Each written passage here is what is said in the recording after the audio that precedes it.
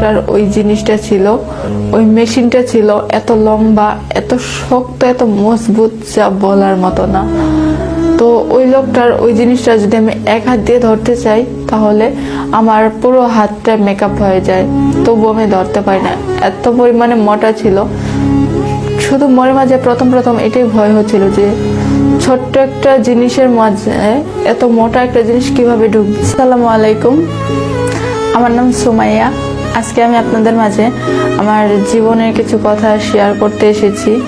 আমার জীবনে ঘটে যাওয়া কিছু কথা আপনাদের মাঝে তুলে ধরার জন্য এসেছি। প্রিয় ভাই হোক বা বোন হোক, সবাই আমার কথাগুলো শুনবেন, শুরু থেকে শেষ পর্যন্ত শুনবেন। তো যাই হোক, আমি যে কথাগুলো বলার জন্য এসেছি সেই কথাগুলো চলে যাই। আমি সবসময় ভাবতাম যে আসলে দূরপ্রবাসটা দেখতে কিরকম, সেই জায়গার মানুষগুলো কিরকম, সেই জায়গার পরিবেশগুলো কিরকম আমি দেখবো। আমার খুব ইচ্ছে দেখার জন্য আমার খুব ইচ্ছে, সবসময় এইগুলো ভাবতাম। মেয়েদের বলে যারা প্রবাস জীবনে যায় তারা নাকি ভালো না, তারা নাকি খারাপ। আসলে ভালো খারাপ নিজের মাঝেই, এটা ভাবতাম। তো এগুলো ভেবে ভেবে এক পর্যায়ে সিদ্ধান্ত নিলাম যে আমি দূরপ্রবাসে যাবই যাব, দেখবো আমি দূরপ্রবাসটা কিরকম। তো সেজন্য আমি টাকা জোগাড় করি। টাকা জোগাড় করার পর আমি ভিসা পাসপোর্ট করি। তো আমি ভিসা পাসপোর্ট করার পর আমি ওমান যাই। তো ওমানে যাওয়ার পর আমি একটা খুব ভালো জায়গায় একটা সুন্দর কাজ পাই, একটা বাসা বাড়িতে। তো ওই বাসার সব মানুষগুলো অনেকটা ভালো ছিল। যে একটা মানুষ জেলখানার মতো একটা বাসার মধ্যে বন্দি কতদিন থাকতে পারে, সব সময় তাদের রান্না বাড়া, খাওয়া দাওয়া, তাদের খেয়াল রাখা, এগুলো আমাকেই করতে হতো। কিন্তু একটা কথা বলবো যে এই বাড়িতে আমি কাজ করতাম, সে বাড়ির মানুষগুলো প্রত্যেকটা মানুষ অনেকটা ভালো ছিল, কিন্তু আমি বুঝতে পারিনি। কিন্তু যখন বুঝতে পারি তখন তো অনেক দেরি হয়ে যায়, অনেকটা সময় নষ্ট হয়ে যায়।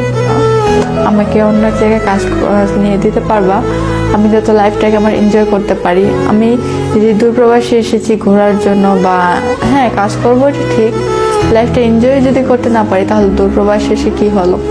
সেই মেয়েটা বলো আচ্ছা ঠিক আছে, ওইখানে কাজ বাদ দিয়ে আমি তোমাকে লোকেশন দিই, সেই লোকেশন অনুযায়ী আমার কাছে চলে আসো। তো আমি মেয়েটার কথা শুনে ওই বাসায় না করে দিই যে আমি আর কাজ করবো না, এবং কি এই লোকেশন অনুযায়ী মেয়েটার সঙ্গে চলে।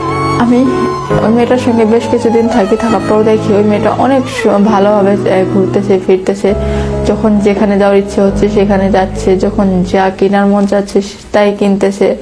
তো তারপর এক পর্যায়ে বললাম যে তুমি কি করো, এইভাবে ঘুরো ফিরো, এভাবে কেনাকাটা করো। পরে ও আমাকে কিছু কথা বলে যে আমি এই কাজ করি। পরে আমি বললাম আমিও করব।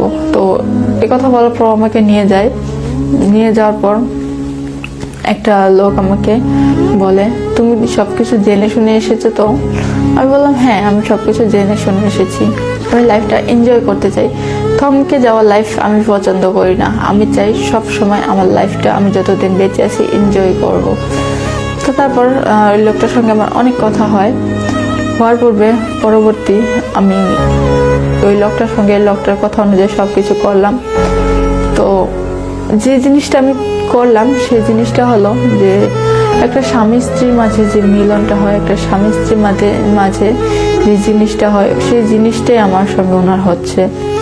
কিন্তু প্রথম অনেক ভয় পেয়ে গেছিলাম, মনে হচ্ছিল যে আমাকে কেউ মেরে ফেলবে, এরকমটা ভয় পাচ্ছিলাম, এরকমটা মনে হচ্ছে। ওই লোকটা যখন প্রথম আমার মাঝে আসে, আমার কাছে আসে, ওই লোকটার ওই মেন জিনিসটা, ওই মেন অংশটা এত বড় ছিল, এত লম্বা, এত মজবুত, এত শক্ত ছিল যা বলার মতো না।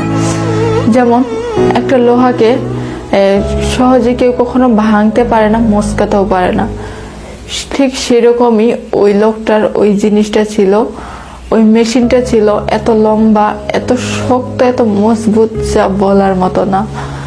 তো ওই লোকটার ওই জিনিসটা যদি আমি এক হাত দিয়ে ধরতে চাই তাহলে আমার পুরো হাতটা মেকআপ হয়ে যায়, তবু আমি ধরতে পারি না, এত পরিমাণে মোটা ছিল। শুধু মনে মাঝে প্রথম এটাই ভয় হচ্ছিল যে ছোট্ট একটা জিনিসের মাঝে এত মোটা একটা জিনিস কিভাবে ঢুকবে। এই ভেবে হুতাশ খাচ্ছিলাম, আতঙ্কিত ভয় লাগতেছিল। তো তারপর অনেক জোর জবরদস্তি করে, যেহেতু উনি আমাকে টাকা দিয়ে নিয়ে গেছে, উনি তো আমার কষ্টটা দেখবে না, উনি তো আমার চেহারা দেখে আমাকে টাকা দিবে না, ওনার কাজ হাসিল করবে, তারপর তো উনি আমাকে ছাড়বে। তো তারপর এমন করতে করতে অনেক কষ্ট হওয়ার পর পূর্বে অনেক কষ্ট হয়েছিল, কিন্তু বিদেশিদের এমন এমন স্টাইল যা বলার মতন না। আমি কখনো আমাদের বাংলাদেশি মুখ থেকে এরকম স্টাইলের কথা শুনিনি, কিন্তু আমি যেটা নিজে দেখেছি এবং কি আমার সঙ্গে যেটা ঘটেছে, এক একজনের এক এক রকমের স্টাইল। এবং কি আমি এমন দিন গেছে, আমি একই সঙ্গে 3-4টা ছেলেদেরকে হ্যান্ডেল করছি, একই সঙ্গে 3-4টা যন্ত্রগুলাকে আমি আমার মতো করে তাদেরকে তৃষ্ণা মিটিয়েছি, তাদেরকে শান্তি দিয়েছি। এমন সময় গেছে যে একজন পিছন দিক দিয়ে, একজন সামনের দিক দিয়ে, এবং কি একজন আমার মুখে পর্যন্ত দিয়েছে, কোনো দিক দিয়ে বাদ রাখেনি। তো তারপর এমন করতে করতে অনেক টাকা ইনকাম করি, যা বলার মতো না। এইভাবে পরবর্তী ভাবি যে আসলে আমি যে লাইফটা এনজয় করতে চাচ্ছি, বা লাইফটা আমি এই প্রবাসে এসে যেরকম এনজয় করলাম, এটা আমার ঠিক হচ্ছে না। আর প্রবাসী মেয়েদের এগুলো ঠিক না। আমরা যারা বাংলাদেশে আছি বা আমরা যারা বাঙালি, তাদের উদ্দেশ্যে আমি একটা কথাই বলবো যে মেয়েদের আসলে প্রবাসে যাওয়া একদম ঠিক না। আর বেশি একটা মেয়ে দূর প্রবাসে কোনো দিনও তার চরিত্রটাকে ঠিক রাখতে পারে না, তার শরীরটাকে সে কোনোদিনও সেফটি রাখতে পারে না। যে মহিলায় আমাদের বাংলাদেশি হোক বা যে দেশি হোক, যে মহিলাই দেশের বাইরে যাবে, সেই মহিলার জীবনে একটা হলেও পুরুষ মানুষ আসবেই, একটা ছেলে হলেও তাকে ইউজ করবেই। আমি এটা প্রমাণ, আমি নিজে প্রমাণ। আমি যখন ফার্স্ট আমি ওই জায়গায় যাই, ওই কাজে লিপ্ত হই, তখন না কে ছেলে, কে বাবা, কে চাচা, কেউ কাউকে দেখে না। ওই কাজের সময় কেউ কাউকে চেনে না। আমাদের বাঙালিকে দেশের বাহিরের মানুষগুলো অনেকটা পছন্দ করে। আমাদের বাঙালিরা নাকি তাদেরকে অনেক সুখ দেয়, শান্তি দেয়, অনেক তৃপ্তি দেয়।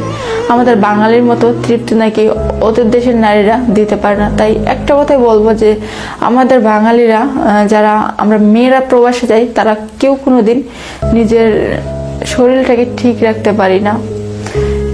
একজন হলেও আমাদের জীবনে ওই দেশের পুরুষেরা আসেই এবং কি জড়িত থাকেই। তো একটা কথা বলবো, মেয়েদের দূরপ্রবাসে যাওয়া স্বপ্নগুলো ভুলে যান, স্বপ্নগুলো দেখা বাদ দিয়ে দেন। কেননা দূরপ্রবাসে গেলে আপনার শরীরটাকে বিলিয়ে দিতে হবে হাজারো লোকের মাঝে। তো একটা কথাই মনে রাখবেন, আপনি যদি আপনার শরীরটাকে কখনো হাজারো লোকের মাঝে বিলিয়ে দেন, তাহলে মনে করবেন আপনার জীবনে দুঃখ ছাড়া কিছুই আসবে না। তো কি দরকার নিজের পায়ে নিজে কুড়াল মারার? আপনার জীবনে আপনি তাকেই জড়াবেন যে আপনার স্বামী হবে, যে আপনার বাকিটা পথের সঙ্গী হবে।